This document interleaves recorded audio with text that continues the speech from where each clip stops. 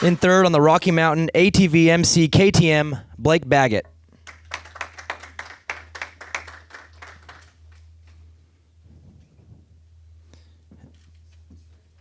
And in second, riding for Team Honda HRC, Ken Roczen.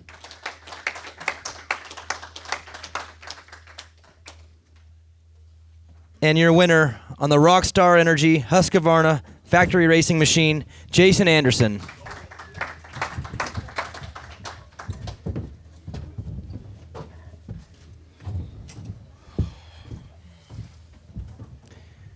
Blake, congratulations. I think it's been pretty clear through 4 rounds. The riding has been pretty good, but the results haven't really matched. What was it about tonight that helped you put everything together?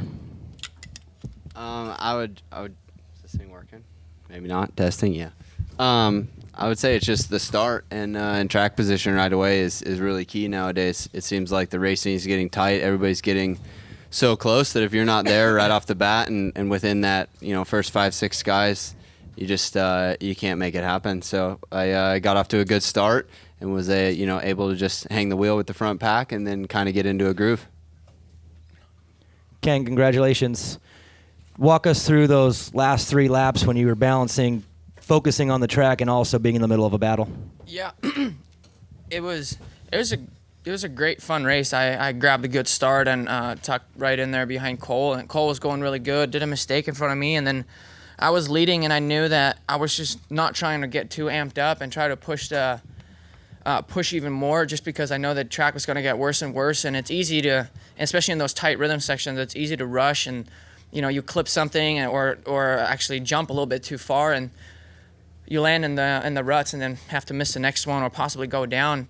I was really, well, I guess when the ruts are there, like in the heat race, you hit a hard spot and it's fine, but I was pretty surprised how soft it was again after they fixed it before the main event. It got really soft and it didn't hold up too long. And yeah, there were definitely a few close calls out there with lappers and also just, actually I myself rode pretty clean, but yeah, towards the end, the last couple of laps were something. Jason got by me somehow. I don't even remember, to be honest, but we had a good battle, and then I was really, really bummed just because we worked so hard on a difficult track like that to pretty much give it away on the last half a lap or last quarter of the lap. But all in all, I mean, we're healthy and in the championship hunt, and we're moving forward. So it was overall a good night. Jason, congratulations. We know you had the crash earlier today in qualifying. How are you feeling in those later stages of the main event? Were you feeling that at all, or were you able to kind of let the adrenaline take over? Yeah, at the beginning of the day, the first free practice, I endoed so hard over that thing, and I honestly got away from the bike pretty good. I belly flopped down the backside, but my bike just hit me in the back. So all day my back was a little sore, and honestly, it kind of scared me, because the worst thing that could happen to you on the track happened to me in the first couple laps. So I was very hesitant all day, and even in that heat race, I mean, I was not that good. I was literally a 5th place guy in that heat race. So I really had to bring it around, and that battle at the end of the race was it was crazy. We were both making mistakes. Track was so hard to just hit your marks, and the lappers kind of played a factor because you were used to one line the whole main, and whenever you get behind them, you have to switch it up, and you don't know how deep the holes are. So it was insane, but it felt great. It's awesome. Brad Gebhardt, Big MX Radio. This question's for Jason, and Ken, you can touch on it as well. How essential was it that you guys had basically a clean track to ride on for the last 3 laps or so? There's a big gap in the lappers. Mm-hmm. Was that pretty essential for you guys to go toe-to-toe and kind of feel comfortable out there? Yeah, the last 2 laps or so were kind of a blur for me, but if I think about it, I mean, we were back and forth and side by side so many times those last 3 laps.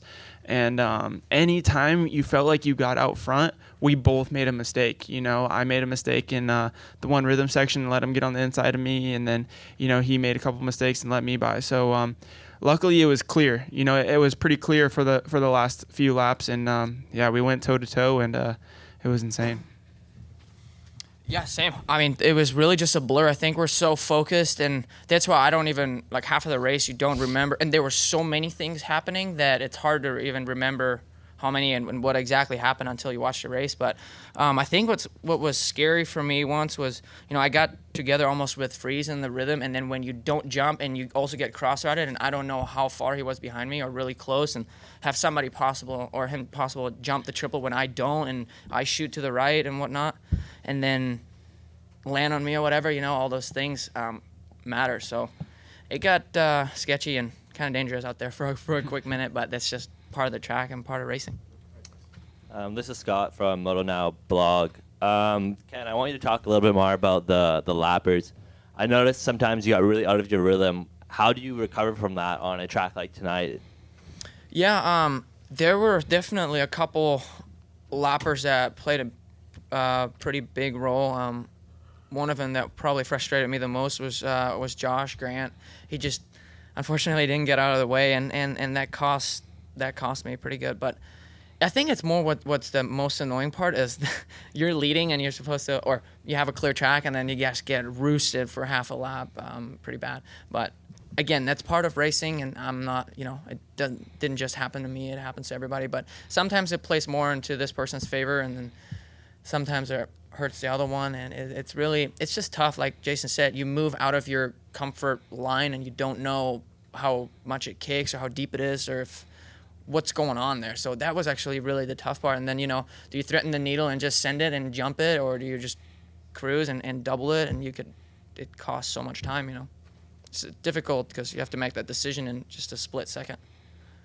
This question is for Blake. You capitalized on a great start, but also the fact that you rode pretty clean the entire moto. What was the most challenging part for you throughout the moto? I felt good until we got to the lappers. I was just pacing myself off of Jason. I was right behind him, and just kind of we were in a freight train, and I could tell that we were kind of moving forward on where Kenny was, and I was kind of spotting it, and I knew lappers were coming into play. And then, like they say, as soon as we got to Vince Freeze, he didn't see the blue flag, I guess, for like 4 laps in a row, and it cost me big. But I think everybody in the whole field that's raced has had those problems. But everybody has to do it, and like I said, it's just you get used to that one line, that one 6 inches of track, and yeah, it's no big deal to switch it up when it's hard packed and paved like the freeway. But when you got ruts all the way across, and some of them are 2 feet deep, and you've never even been in it, it's it gets uncomfortable, and you're not sure whether to pull the trigger or not, because you're not sure if you want to pay the consequences. They never fixed the face of where you guys were going triple onto the table right after that corner there. Did that really start to break down, or like how did you guys handle that? Yeah, the whole track broke down. It was just, if you go walk it right now, it's insane.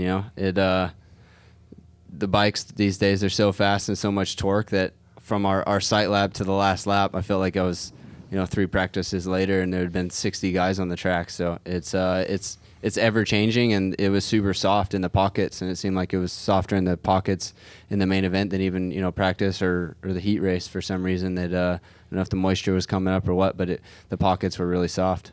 Jason, you almost moved out there. Yeah, that 3 on right there, it was for me, honestly, I was making up a lot of time right there, going 3 on. But the times where I came out of the corner and I was maybe not really set up for it, I lost time because I was still trying to go for it, and I would kind of be a little front end high because, I wasn't about to make it. But I hung the wheel up on that thing a couple times, but still, it was kind of beat down from people casing it. So luckily, if I'd have done that in practice, it would have hurt a lot more.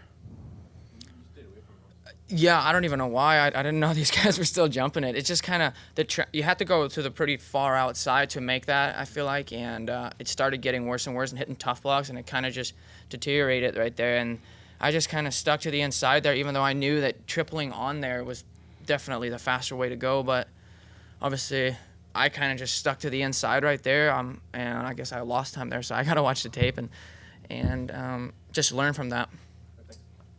Michael Antonovich with Trans World Motocross. This is for Ken and Jason. I think that last lap where you guys went side by side over the finish line, I can't remember the last time that happened in a main event. For you both, did you know where you could maybe make your pass or make a move stick, or was it just go wide open and see what happened on that last lap? Because it could have really happened either way.